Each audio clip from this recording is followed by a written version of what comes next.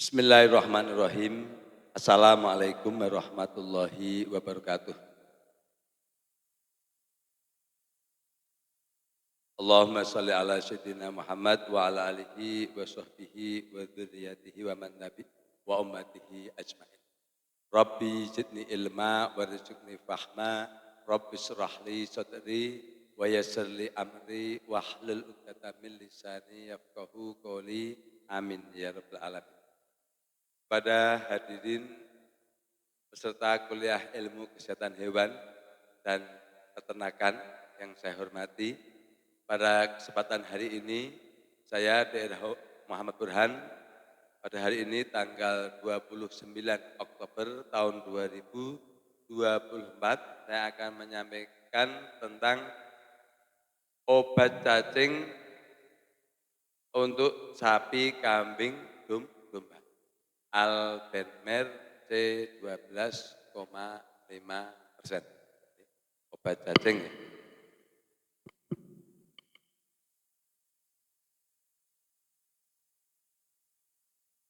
Jadi, jadi kalau intinya mas sebenarnya pemberantasan cacingan pada ternak hewan ruminan ya sapi, kambing, dan domba itu kan ternak ruminan ya.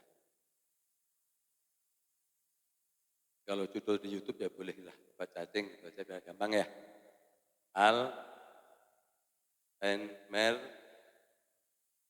C12,5% dan bentuk ini oral suspensi. Jadi sediaannya itu cairan tapi suspensi bukanlah larutan, kemudian diberikan secara per oral. Jadi tujuan daripada produksi obat cacing Albenmer C12,5% ini tidak dipungkiri untuk bisnis. Tapi itu tidak mendasari paling mutlak bahwa ini untuk bisnis.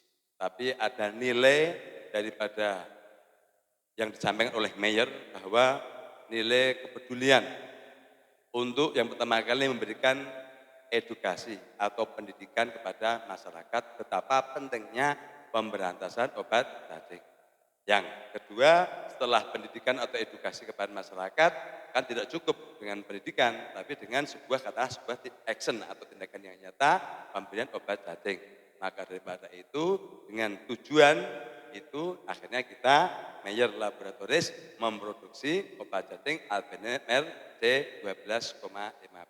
Itu tujuannya itu. Tidak dipungkiri bisnis, tetapi bisnis bukan yang mendasari paling prinsip. Tapi justru yang insya Allah yang paling mendasari adalah kepedulian kita kepada masyarakat, peternak khususnya, untuk bagaimana pentingnya pemberantasan obat cacing, sehingga perlu disediakanlah obat cacing. Akhirnya kita memproduksi obat cacing dengan merek Albenmer C12,5% ini, insya Allah secara keilmuan itu sangat bisa dipertanggungjawabkan. Kalau secara statistik atau uji lapangan jelas nyata Albenmer ini berusia sudah sangat tua, ya, kurang lebih adalah sekitar 10 tahun. Alhamdulillah tidak ada komplain dan semuanya repeat order, artinya itu sangat punya nilai manfaat. Hampir tidak ada komplain kalau untuk obat cacing cair. Kemudian yang berikutnya latar belakangnya adalah tingkat kejadian yang sangat tinggi penyakit cacingan pada khususnya hewan ternak di peternakan rakyat, sapi, kambing, domba. Khususnya yaitu cacing hati, yaitu fasciola. Jadi angka kejadiannya yang tidak diberikan obat cacing itu hampir bisa dibilang di atas 70%. Itu hampir semuanya ternak sapi, kambing, domba itu mengalami yang tidak diberi obat cacing ya, fascioliasis atau cacing hati. Nah, di samping itu, di samping cacing hati juga ada cacing paru. Kalau cacing paru ini, kalau pengalaman saya di lapangan paling banyak terjadi pada domba. Khususnya kalau di Jawa Barat domba adu. Jadi bagaimana gejala paling spesifik? Gejala paling spesifik itu domba itu kalau pada malam hari sering batuk-batuk, tapi tidak ada ingusnya. Itu karena ada sumbatan pada saluran pernafasan, pada trachea itu biasanya sampai ke trachea, sampai ke bronkus, sampai ke paru itu mengandung cacing dewasa ataupun larva atau telur cacing sehingga mengakibatkan ada benda asing, ada sumbatan sehingga mengakibatkan batuk, tapi tidak ada lendir. Kemudian yang berikutnya adalah kejadian tingginya cacing pecenaan atau cacing gelang atau cacing gilik ya. Cacing gelang itu cacing gilik itu cacing yang bulat warna putih-putih itu panjang, baik yang ukurannya besar maupun kecil itu kejadiannya sangat tinggi pada hewan sapi, kambing, domba. Contoh diantaranya yang namanya gejala klinis ada berak berdarah atau berak berlendir itu tidak selalu infeksi oleh bakteri. Itu juga bisa karena cacingan. Cacing kait. Cacing kait itu biasanya ada di rektum atau pada kolon itu sehingga mengakibatkan berak berlendir. Kalau berlendirnya ini bukan karena cacingnya, karena ketika karena cacing melukai dinding usus sehingga mengakibatkan ada infeksi. Tapi awalnya faktornya adalah cacingan. Cacingan melukai, menggigit daripada dinding usus sehingga mengakibatkan luka, mengakibatkan infeksi. Akhirnya berak darah, kemudian berak berlendir. Maka kemudian contoh ada kasus penyakit berak berdarah berlendir, disuntik pakai sulfatrim, sembuh kemudian kambuh lagi. Berarti itu ada faktor penyebabnya dulu, yaitu karena cacingan, cacing kait, Trichostrigovirus banyak, Ostertachia, Bonostomum banyak. Itu bagian dari cacing gelang. Nah, albenmerce 12,5 ini dengan komposisi albendazol 125 mg per mili. Ini mengandung albendazol 125 mg per mili atau 12,5%. Ini sangat efektif. Memang artinya sangat efektif untuk memberantas cacingan pada hewan ternak, baik katakanlah untuk cacing hati, cacing paru maupun cacing yang ada pada saluran pencernaan, cacing gelang. Nah, kemudian Mayer ini akhirnya memproduksi kemasan yang kecil, yaitu kemasan 1 dosis, yaitu dengan dosis 25 mili untuk sapi, artinya untuk bakalan itu 30 mili ya, itu 30 mili, jadi tepat untuk kurang lebih dengan dosis 30 mili per 300 kilogram berat badan. Loh, dosis dasarnya kan 10 miligram, kenapa menjadi 12,5? Ini berkaitan dengan namanya bioavailabilitas. Jadi obat diberikan secara per oral itu tidak sepenuhnya diabsorpsi oleh saluran pencernaan, oleh bilik usus. Nah maka itu di-up. Kenapa? Karena dari total obat cacing 12,5% itu yang diabsorpsi paling antara 66 sampai 70%. Jadi makanya Mayer membuat produksi dengan 12,5. Akhirnya ketika yang diabsorpsi itu, biarpun hanya katakanlah 7%, tetap mencapai dosis yang diharapkan. Tapi kalau kita mengikuti dosis hanya 10 mg atau 10%, itu berarti tidak akan tercapai ketika masuk ke dalam aliran darah. Paham ya? Jadi ini Mayer ini artinya membuat formulasi berbeda dengan orang lain itu punya dasar. Dasar itu ada. Karena bioavailabilitas daripada obat cacing albendazol ini hanya 66% sampai 75%. Makanya biar tetap totalnya akhirnya sesuai dengan dosis yang dibutuhkan, makanya dibikinlah formulasi 12,5%. Makanya wajar kalau ini manjur gitu. Nah, mohon maaf, sediaan produk-produk orang lain rata-rata setidaknya 10%. Ada yang 1,25% yang saya sebutkan. Ada yang justru katakanlah memproduksi bolus. Kan ini kan hewan. Hewan itu kan kalau bolus itu apalagi ruminansia, dia memamah biak, dimasukkan ya tangannya bisa tergigit, kemudian katakanlah dia yang benda asing dikeluarkan kembali, kemudian katakanlah istilahnya kalaupun bisa dipaksa masuk, kemudian nanti akan dikeluarkan kembali karena hewan memamah biak. Jadi kalau obat hewan khususnya untuk sapi kok bolus untuk beroral, itu ya mohon maaf artinya sangat tidak berdasar. Kalau bahasa kasarnya bodoh. Karena apa? Ya karena tidak tidak masuk akal. Karena ini hewan ternak ruminan. Jadi artinya ada lagi yang udah bentuknya bolus, kemudian isinya bukan albendazol, isinya ada yang kalau nggak salah itu oxbendazol atau apa. Itu jelas itu nggak bisa untuk cacing hati. Kalau untuk cacing hati paling bagus ya albendazol. Ini juga bisa dibantah karena ini literatur dari manapun. Semua literatur bahwa semua obat cacing paling efektif untuk hewan ternak ruminansia, kambing, sapi, kerbau dan domba itu hanya albendazol. Paling efektif. Paham ya? Jadi kalau contoh ada perusahaan obat hewan, makanya akhirnya kenapa Meyer memproduksi ini adalah dengan dasar yang sangat rasional dan ilmiah. Apa rasional tadi? Itu tadi rasional contoh, kalau bikin bolus otomatis yang masukkan susah. Ya enggak, yang masukkan tangannya bisa dikit. Udah masuk bisa dilepeh kembali. Sudah masuk kembali lagi masih bisa karena mau hidup itu artinya ketika bikin bolus tidak rasional. Bagaimana ilmiah?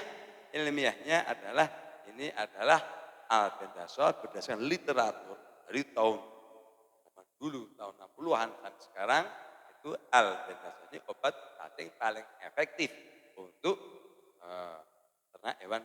Jadi inilah bedanya ilmiah sama rasional.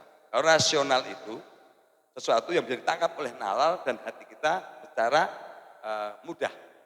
Siapapun paham, tidak harus punya ilmu. Kalau ilmiah, sesuatu yang berdasarkan ilmu pengetahuan.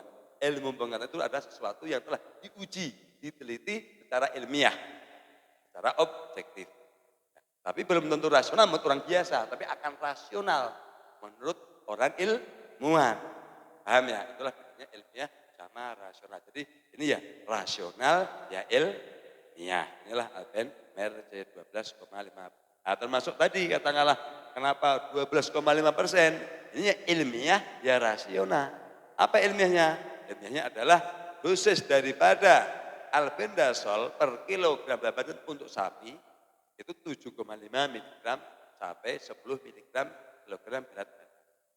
Nah, sementara ketika katakanlah kita membuat katakanlah dengan larutan 10% larutan suspensi itu berarti ketika bioavailabilitasnya, ketika diabsorpsinya hanya 66%, dari 10% hanya ketemu 6,6.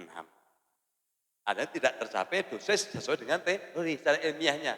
Tapi kalau dengan 12,5 otomatis terupdate kembali. Itulah ilmiah. Karena ini kan punya kepentingan untuk disampaikan kepada Diptan RI sebagai persyaratan untuk ini. Makanya saya terangkan secara ilmiah pada para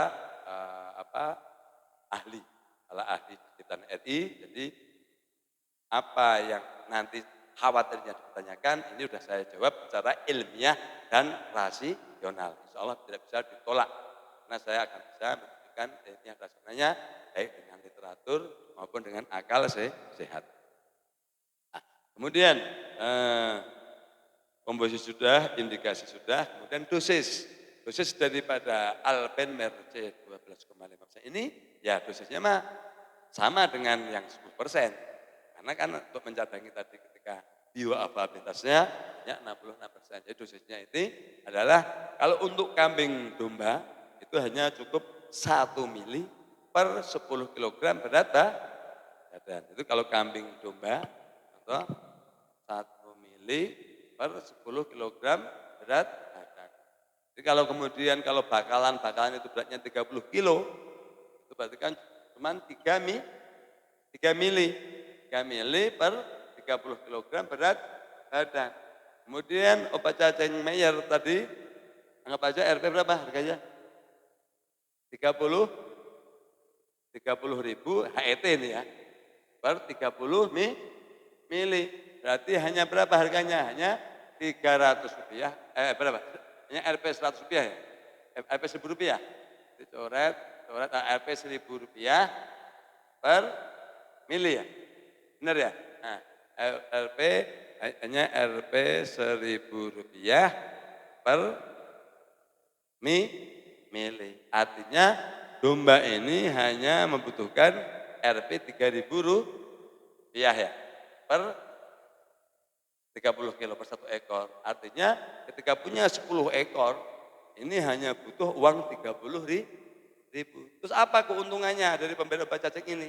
Keuntungannya adalah, jadi ketika terjadi cacingan dan tidak diobati, itu mengakibatkan satu yang paling nampak adalah gagalnya reproduksi.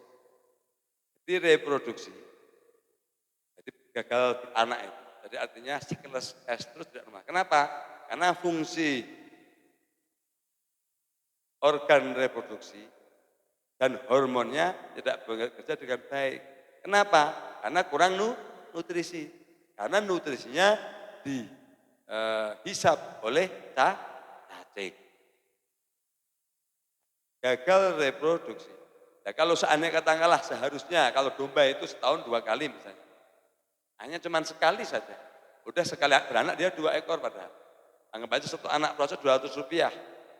2 ekor. Berarti 1 ekor Rp 200.000 aja murah-murahnya udah 400.000. Hanya dengan melakukan uang Rp 3.000. Kemudian untuk sapi contohnya, sapi itu yang sapi potong. Sapi potong itu kalau bebas cacing, kalau dengan standar pemberian hijauan 10% kali berat badan, dan konsentrat dengan protein kasar 12-16%, sebanyak 2% sampai 3% kali berat badan, itu kenaikan berat badannya bisa mencapai 1,5, 1,8. Kadang-kadang kalau individu sampai 2,1 kilo per hari. Itu akibat cacingan ini, dia bisa ngedrop sampai 50% sampai 70%. Kenapa? Karena satu cacing dewasa itu menghisap darah sebanyak 0,3 mili darah. Sementara darah ini adalah transporter atau pembawa daripada sari-sari udah sarinya bukan makanannya, udah sari-sari makanan. Jadi jauh pertumbuhannya, bisa contoh halusnya 1,5 dia bisa hanya 750 gram per hari. Kerugiannya seperti itu. Bisa dihitung. Ya, kalau sehari kehilangan anggap aja nggak usah banyak-banyak, 5 on aja. 5 on kalikan berat hidup 40.000, udah kehilangan 20.000. Sementara kalau kebutuhannya obat cacing tadi, kalau untuk sapi, anggap aja beratnya 300 kilo, itu dia butuhnya hanya 30 mili. 30 mili itu hanya Rp 30.000. Artinya 30.000 ini bisa diganti dengan kerugian 2 hari. Ya, jadi manfaatnya luar biasa. Jadi inilah dosis obat cacing. Nah, untuk sapi sebagai standar pengobatan, sebelum kita melaksanakan pemberian obat cacing, kita juga harus memberikan standar ilmiah untuk pemeriksaan bahwa hewan tersebut cacingan benar atau tidak. Berikutnya akan saya sampaikan gejala klinis. Satu, gejala klinis daripada sapi atau kambing domba yang cacingan itu, satu, dari tubuh. Kalau yang sudah kronis biasanya kurus. Tapi kalau belum kronis juga belum kurus. Tetapi artinya kita berasumsi bahwa semua hewan ternak itu pasti akan terinfeksi oleh cacing. Kenapa bisa berasumsi? Karena yang namanya rumput, lingkungan itu tidak mungkin bebas dari entah telur, entah larva cacing.